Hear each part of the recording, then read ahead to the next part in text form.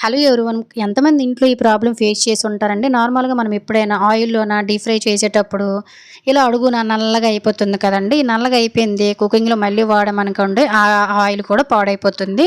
అలాంటప్పుడు ఈ నల్లగా ఉన్నదంతా కూడాను ఏ విధంగా సెపరేట్ చేసుకోవాలనేదే తెలుసుకుందాము. వీడియోలో చూపిస్తున్న విధంగా ముందు మనకి పైనుండే వైట్‌గా ఉండే ఆయిల్ అంతా కూడాను ఇలా స్ట్రెయిన్ చేసుకోండి. ఆ తర్వాత ఈ నలుపుదనం అంతా కూడాను మనకు పోయి ఆయిల్ అనేది మనము కుకింగ్‌కి ముందు ఎలా అయితే వేసామో అలా విధంగా ఉండాలంటే కొంచెం కాటన్ ఈ విధంగా స్టెయినర్‌లో వేసేసుకొని పలచగా ఆ తరువాత ఇలా ఆయిల్ అంతా కూడా వడగొట్టేయండి. ఆయిల్ అనేది వెళ్ళిపోతుంది. నల్లగా ఉండేదంతా కూడా పైనుండిపోతుంది.